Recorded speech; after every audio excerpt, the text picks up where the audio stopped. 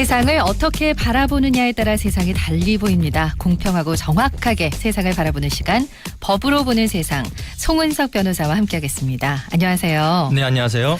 네, 최근에 있었던 일인데 정말 많은 분들이 경악한 사건이었죠. 예. 3개월 된 말티즈를 던져서 죽게 한 사건. 이게 구체적으로 어떤 내용인지 좀 간략하게 소개를 해주실까요?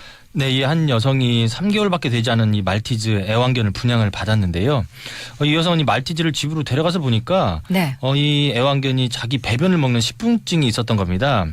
이런 모습을 보고 이 여성은 정서적 안정을 위해서 내가 분양을 받았는데 배변 먹는 이 강아지를 키울 생각을 하니까 스트레스가 크게 왔다라고 하면서 한 몇 시간, 한 7, 8시간 만에 아마 환불을 요청했던 것 같습니다. 아, 예. 그런데 이 환불을 요청하는 과정에서 어떤 대화가 오갔는지는 잘 모르겠지만 이 분양가게 주인이 환불을 해줄 수도 있는데 기분이 나빠서 못 해주겠다 이런 식으로 말을 했다고 하고요. 네. 이 말을 듣고 이 여성은 말티즈를 바닥에 던지고 결국 이 말티즈는 치료를 받다가 죽게 돼버린 걸로 보여집니다.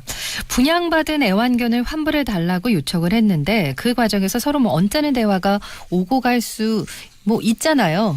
있긴 네. 있죠. 그런 사실이. 그런 것 같기도 한데요. 네.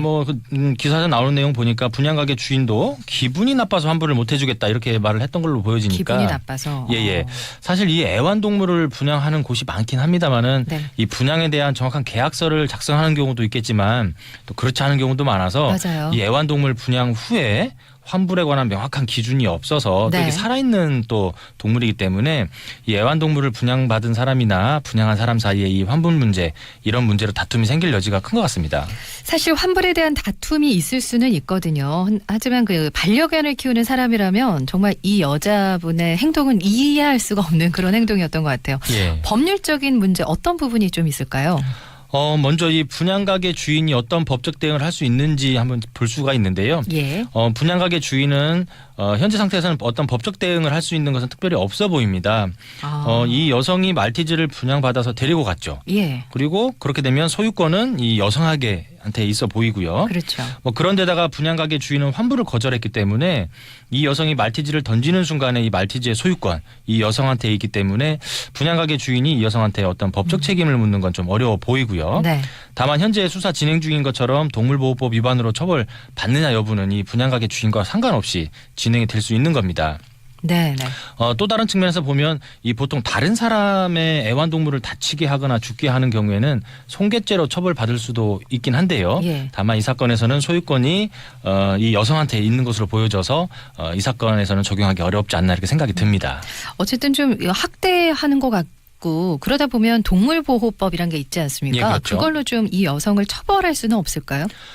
현재 경찰 수사가 이루어진 것으로 알고 있고요. 오면서도 제가 기사를 한 번 더 봤는데 검찰로 송치가 됐다라는 기사가 떴더라고요. 예.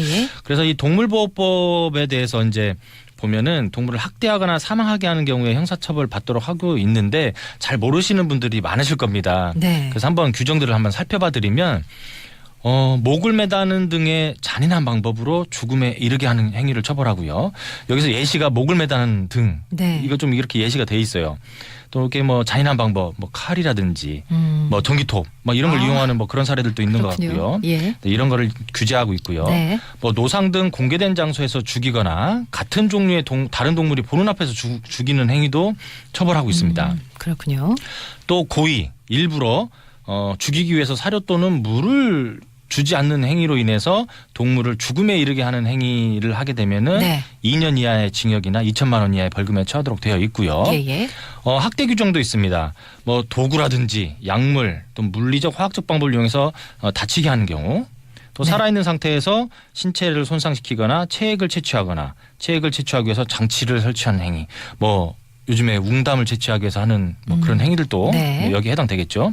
또 도박, 광고, 오락, 유흥 등의 목적으로 어떻게 보면 사람의 어떤 유흥, 흥분을 위해서 동물에게 상해를 입히는 행위도 2년 이하의 징역, 2천만 원 이하의 벌금에 처하도록 규정이 되어 있습니다. 네. 그런데 과연 이 말티즈를 바닥에 던진 이 여성을 이런 동물보호법 규정으로 어떤 규정으로 처벌할 수 있는지에 대해서는 좀 면밀히 따져볼 필요도 있어 그래요? 보입니다. 네. 어쨌든 말티즈를 던졌잖아요. 살아있는 걸. 네, 맞습니다. 던져서 죽게 만들었는데 책임을 물어야 되는 건 아닐까요?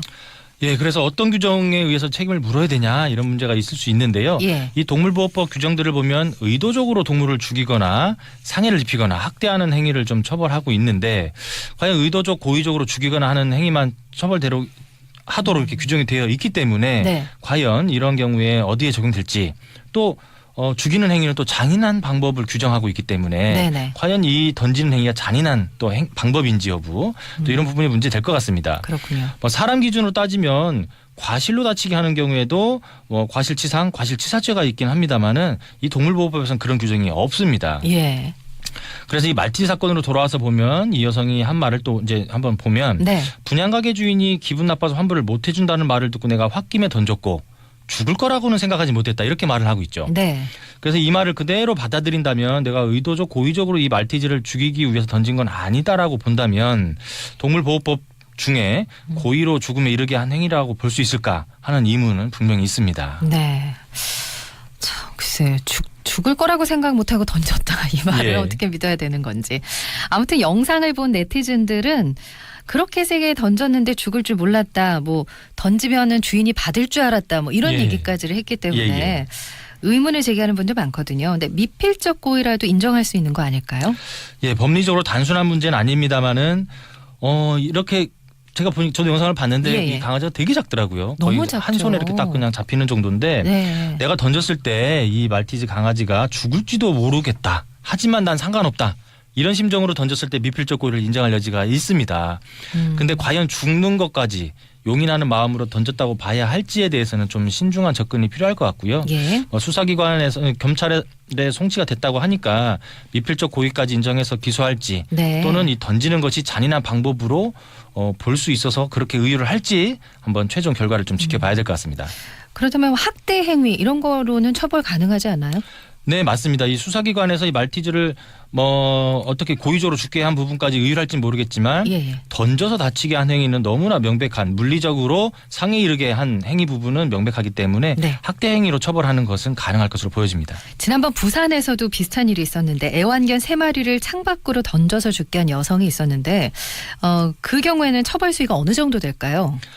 그 사건은 저도 보고 왜 던졌을까 구체적으로 좀 잘 내용을 제가 못 봐서 모르겠던데 사실 이 동물보호법 위반으로 처벌하더라도요. 그 처벌 수위는 벌금 선에서 끝나는 케이스들이 좀 많고요. 예. 정말 가혹하게 뭔가 문제가 있었다는 사안에서 정도에는 집행유예 정도로 처벌하는 것이 일반적으로 좀 보여집니다. 네. 그래서 이 애완동물을 지금 최근에는 그냥 단순한 동물이 아니라 인생의 반려자로 인식하고 있는 만큼의 좀 그런 인식들이 좀 더 커지기 때문에 처벌 수위에 대한 인식에 대한 변화도 있을 것으로 좀 생각이 듭니다. 네.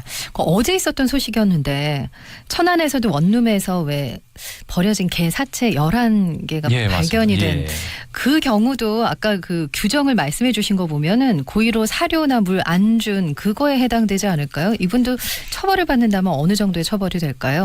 모르겠습니다. 한 11마리 정도 되고 의도적으로 이제 11마리를 죽게 했다. 네. 했을 때 모르겠습니다. 그동안의 많은 사례들을 좀 지켜보면 좀 벌금 수준밖에 말씀 못 드릴 것 같은데. 2천만 원 이하의 벌금. 예, 그렇죠. 근데 이제 과연 이런 사례에서 네. 집행유예 정도 실형 징역형을 선택해서 집행유예를 선고할 수 있을지 좀 최근에 많은 사례들이 나오고 있기 때문에 좀 지켜보면 좋을 것 같습니다. 예, 지난번 동물보호권단체 카라 이후에 계속해서 좀 이런 문제들이 나오고 있는데 아무튼 반려견 천만 시대인데 그에 대한 좀 책임감도 꼭 따라야 된다는 점 기억해 주시면 좋겠습니다. 지금까지 법으로 보는 세상 송은석 변호사와 함께했습니다. 고맙습니다. 네, 감사합니다. MC 더 맥스가 불러요. 그대